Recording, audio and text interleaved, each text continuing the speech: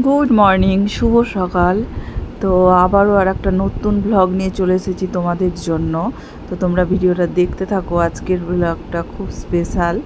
তো দেখতেই পাচ্ছ একটা নতুন জায়গা, নতুন সব কিছু।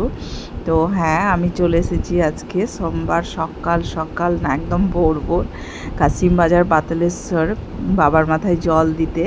তার জন্যই তোমরা দেখতে পাচ্ছ একটা নতুন পরিবেশ। তো অনেক দিন থেকেই আসার খুব ইচ্ছে ছিল, কিন্তু আসা হয় না, যেহেতু সোমবারে আসবো বলি। আর সোমবারটা তো জানো সপ্তাহের প্রথম দিন, স্কুল অফিস সব থাকে, আর সকাল সকাল রান্না, সেই জন্য আসতে পারি না কোনো দিনই। তো 2-3 বছর থেকে আসবো করছি, কিন্তু আসা হচ্ছে না। তা আজকে ঠিক করেছি যে আজকে না, রবিবার থেকেই ঠিক করেছি যে আমি এবার যাবোই আর কি। তো ওকে বললাম, তো ও প্রথমেই বললো গেলে হবে না, রান্না টান্না আছে, পারবে না এসে। আমি বললাম যে না, পারবো, অনেক ভোরে যাব, আর এসে আমি রান্না করব। তো আজকে উঠেছি তোমার 4:30টার সময়, ঘুম থেকে উঠেছি। তো উঠেই আমি স্নান করে নিয়েছি, তারপরেই ওকে ডেকেছি, ও উঠে স্নান করে নিয়েছে। দিয়ে আমরা 5টার মধ্যে বেরিয়ে গেছি। আর দেখো আমরা এখন পৌঁছেও গেছি। তো খুব সকালবেলা এসেছি বলে আজকে ভিড়টা একটু কম, কিন্তু সবাই বলছে এরপর আরও ভিড় হবে। তো দেখো ঢুকছে, আমি কিন্তু এই প্রথম এখানে এলাম। আমার খুব ভালো লাগছে, আর আমার অনেক দিনের আসার ইচ্ছে ছিল এই পাতালেশ্বর মন্দিরে। তো চলে এসেছি শেষমেশ, আজকে আমার সৌভাগ্য হয়েছে। তো দেখো কত সব চলে এসেছে, এত সকালে বলেও যে ভক্তরা আসেনি তা না, এখনও দেখলাম রাস্তায় অনেকেই পায়ে হেঁটে অনেক দূর থেকে জল নিয়ে আসছে। তো রাস্তায় এরকম দেখছি আর যাচ্ছি, ভীষণ ভালো লাগছে। আর একদম সকালবেলায় খুবই ভালো লাগছে, পরিবেশটাই অন্যরকম একদম।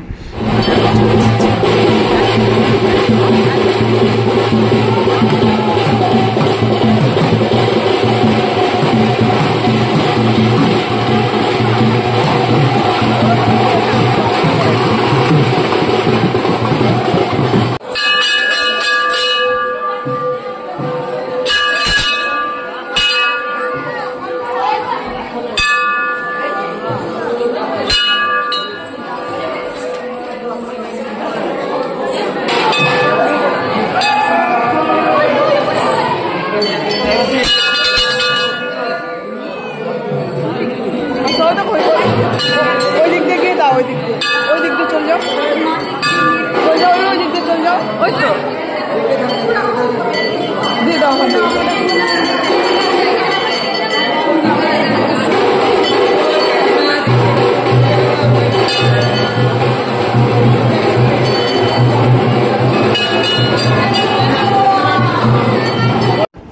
প্রথমে যখন ঢুকছিলাম তখন বলছিলাম না যে ভিড় কম, আজকে সকাল সকাল এসেছি বলে হালকা হালকা। তারপরে যখন মন্দিরের ভেতর ঢুকলাম, ওরে বাবা কি ভিড়! এখানে আবার ভিড় হবে না তাই কখনো হয়? একটু ঠেলাঠেলি তো হবেই। তো যাই হোক, কোনো অসুবিধা হয়নি আমাদের বাবার মাথায় জল দেওয়া হয়ে গেল। আর দেখো এখন বেরিয়ে চলে এলাম। তো একটু চারিপাশটা তো ঘুরতে ইচ্ছে করছেই, আর না ঘুরে কি যা হয়। যাই হোক, এবার প্রথম এসেছি বলে কথা, একেবারেই দেখিনি। তো একটু ও ঘুরছে এদিক ওদিক, ওর মতো আমিও একটু এদিক ওদিক ঘুরছি। আর এই যে এই পাশটায় দেখো একটা গঙ্গা মতো আছে, এটাকে কাটি গঙ্গা বলছে। এখান থেকেও বলছে জল নিয়ে বাবার মাথায় জল দেয়। তো আমরা বাড়ি থেকেই গঙ্গার জল এনেছিলাম, তো সেই জলটাই দিলাম আর কি। তো দেখো সব ভক্তরা অনেক দূর থেকে এরা এসেছে, এসে বসে আছে, এখনও এদের জল দেওয়া হয়নি। তো ওরা একটু রেস্ট নিচ্ছে, জল নিয়ে এসেছে, ওরাও অনেক পায়ে হেঁটে এসেছে অনেক দূর থেকে, সেটাই আর কি শুনলাম। তো সবাই বসে আছে, দেখতেই পাচ্ছ এই যে জল, মানে গঙ্গা, এটাও একটা গঙ্গা আর কি। তো খুব ভালো লাগলো, কিন্তু ঘুরে শান্তি পাচ্ছি না। মেয়েকে যেহেতু বাড়িতে রেখে এসেছি, আর ওকে একদম বলে আসিনি, ও ঘুমিয়েই আছে।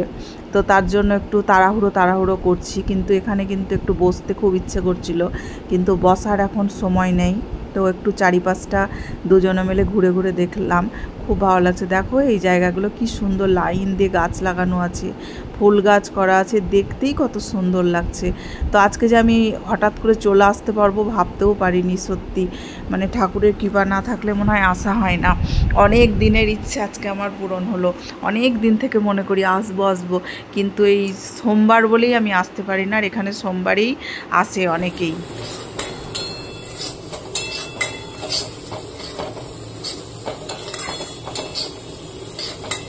তারপরে বাড়ি এসে দেখছি মেয়ে আমার ঘুমিয়ে আছে, ওকে ডেকে তুললাম। তারপরে দেখো রান্না বান্না শুরু করে দিয়েছি, তো ওরা বেরোবে এই আর কি। তো গুনগুন এখানে রেডি হয়ে গেছে, আর এসে যে কি তাড়াহুড়ো করে রান্না করলাম। তো আজকে সোমবার, নিরামিষ, বেশি কিছু করে দিইনি, টিফিনটা বানিয়ে দিলাম আর ভাত, ডাল, আলু ভাজা আর একটা কি করে দিয়েছিলাম এই আর কি।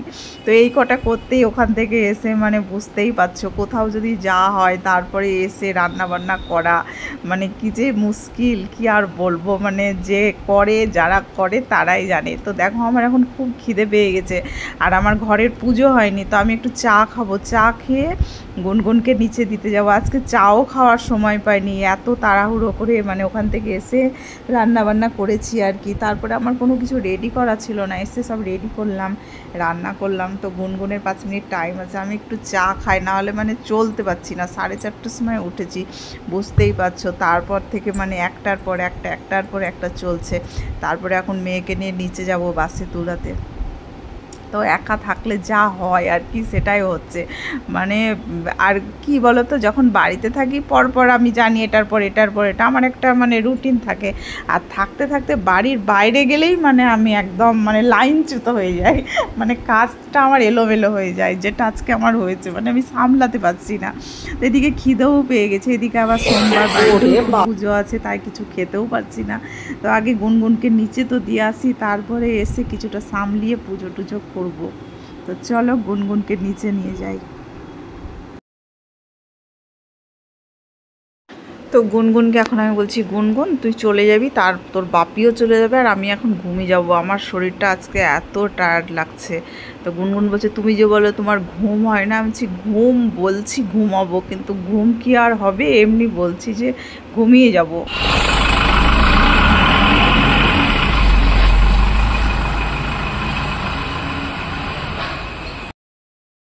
তারপরে জানো আমার মনেই ছিল না যে আমি স্নান করিনি, আজ স্নান করে গেছি, মানে আমার স্নান করা আছে, আমাকে স্নান করতে হবে না, সেটা আমার ভুলেই গেছিলাম। তারপর বাবা বললো তুমি তো স্নান করেছো সকালে। তারপরে দেখো কাপড় ছেড়ে চেঞ্জ করে পুজো করতে লাগলাম। আর এই দেখো এখন গোপুসোনাকে স্নান করাবো। আর দেখো রবিবারের দিন গিয়েছিলাম বাজারে একটু কিছু কেনাকাটা করতে ঠাকুরেরই। তো কিনলাম, দেখো খাটটা কিনলাম, পরে আবার তোমাদেরকে দেখাবো। খাটটা এত সুন্দর, আর আমার গোপুসোনা তো খুব ছোট্ট, আর খাটটাও খুব ছোট। তো দেখে খুব পছন্দ হয়ে গেলো। বিশেষ করে আমার মেয়ের খুব ইচ্ছে, মা তুমি খাট কিনো। কিনতে গেছিলাম দোলনা, দিয়ে খাট দেখে মেয়ের খুব পছন্দ হয়ে গেল, মা তুমি খাটই নাও। তো খাটটাই নিলাম। তো দোলনা সেরকম মনের মতো হলো না, পরে আবার দেখবো দোলনাটা। তো গোপুর জন্য খাটটা নিলাম, আর খাটটা তো খুব পছন্দ হয়েছে আমাদের, একদম সুন্দর একটা মিষ্টি খাট গোপুর মতোই। আর গোপুর জন্য জামা নিলাম, চুড়ি নিলাম, মালা নিলাম, অনেক কিছুই নিয়েছি। আর গুনগুন তো আমাকে বলেই দেয় তুমি যখন পুজোর জিনিস কিনতে যাবে আমাকে না নিয়ে যাবে না, তাই আমাকে জোর করে রবিবারের দিন বিকেলবেলায় নিয়ে গেল। তো ওর সঙ্গে গিয়েই সব কিনে আনলাম। তো আমি তো ভালোই বাসি কিনতে, আর আমার মেয়েও পুজোর জিনিস কিনতে যে কী ভালোবাসে। তারপরে আবার গোপুর জিনিস কিনলে তো আর কোনো কথাই নাই, এত পছন্দ করে এইসব কেনাকাটা ঠাকুরের জিনিস, ওর খুব ইন্টারেস্ট এইসবে। তো দেখো তারপরে আমার শিবের ত্রিশূল ছিল না, তো দেখলাম যে একটা ত্রিশূলও নিয়ে নিই, ত্রিশূলটা দেখে খুব পছন্দ হলো, তো ত্রিশূলটা নিয়ে নিলাম। এই কয়েকটা জিনিস কালকে কিনে নিয়ে এসেছি। আর খাটটা তোমাদেরকে পরে এক সময় ভালো করে দেখিয়ে দেবো। তো একবার বলতে বলতে খাটের কাছেও ভিডিও করে নিলাম তোমাদেরকে দেখানোর জন্য, না দেখিয়ে থামতে পারছি না। তোমরা বলবে খাটটা কেমন হয়েছে। আর এই তারপরে দেখো পুজো টুজো করে তো মানে কি বলবো, খিদে তো কখনই পেয়েছে, খিদে পেয়ে পেয়ে খিদে আমার মরেও গেছে। তো ওদেরকে যে টিফিনটা দিয়েছিলাম পরোটা আর সুজি, সেটাই কিছুটা আমার জন্য রাখা আছে, তো সেটাই আমি নিয়ে বসে গেলাম তাড়াতাড়ি করে খেতে। তো পরোটা বেশি ছিল না, কারণ তাড়াহুড়ো করে তো বেশি করতে পারিনি। আর 1.5খানা পরোটা ছিল আমার জন্য, আর সুজি ছিল, তো অত সুজি আমি খাবো না, অর্ধেকটা নিলাম। আর অর্ধেকটা এটা খেয়েই জল খাবো, তাহলেই হয়ে যাবে। আর পরে তখন আমার জন্য আবার রান্না হবে।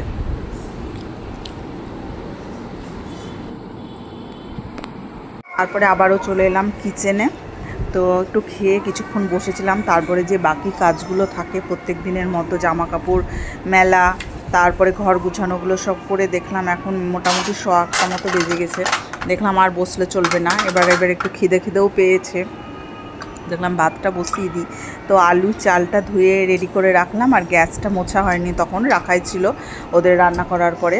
তো গ্যাসটা মুছলাম। তো এবার আমার ভাতটা বসিয়ে দেবো।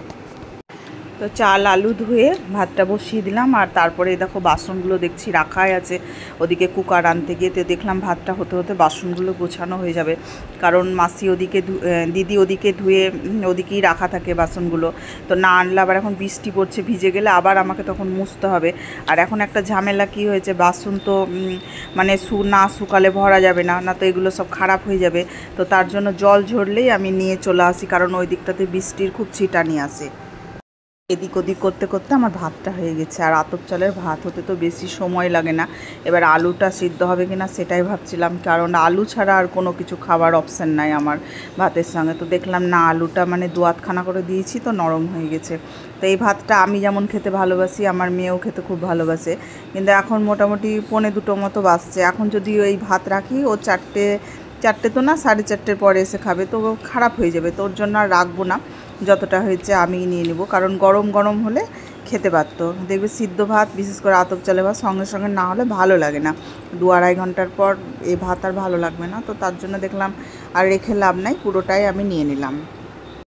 এখন ভাতটা আমার জন্য করব না, একবারে 3:45 দিকে করব, তাহলে মা মেয়ে দুজনেরই হয়ে যাবে। তো যেহেতু টিফিনটা আমি অত মানে ভালো মতো খাইনি, তো আমার খিদে পেয়ে গেল। তো তার জন্য দেখলাম অতক্ষণ থামা যাবে না, ও স্কুল থেকে এলে ওকে অন্য কিছু একটা খাবার দিয়ে দেবো। তো ভাবছি, আমি খাচ্ছি আর ভাবছি ওকে কি দেওয়া যায়। তো ভাবতে ভাবতে দেখলাম যে মটর ভেজানো আছে, আজকে ও আসার আগে ঘুগনিটা করে নেবো, তাহলে ও এসে একটু মুড়ি দিয়ে ঘুগনি খেতে পারবে। আর ভাতটা দেখো গরম গরম খুব ভালো লাগে, একটু ঘি একটু লবণ ব্যাস, আর একটু আলু সিদ্ধ আর কাঁচা লঙ্কা, আর কিচ্ছু লাগে না এই ভাতটাতে আমার তো। তারপরে দেখো আবার চলে এলাম কিচেনে। তো খাওয়া দাওয়া করে একটু রেস্ট নিয়েছিলাম, তারপরে দেখলাম যে ঘুগনিটা করেই নিই, কারণ ও এসে গুনগুন এসে খাবে, তারপর ওর বাবাও এসে খাবে। দিয়ে দেখলাম বসে থেকে আর লাভ নেই, তো শুরু করে দিলাম 4টে থেকেই ঘুগনিটা আরম্ভ। তো ঘুগনির আরম্ভ বলতে নিরামিষ ঘুগনি, যা দিই মশলা আর দিলাম একটু সস। তো ঘুগনিটা আমার হয়ে গেল। তো আজকের ভিডিওটা এখানেই শেষ করলাম, দেখা হবে নতুন একটা ভিডিওতে। আজকের মতো টাটা, তোমরা ভালো থেকো, সুস্থ থেকো, সাবধানে থেকো।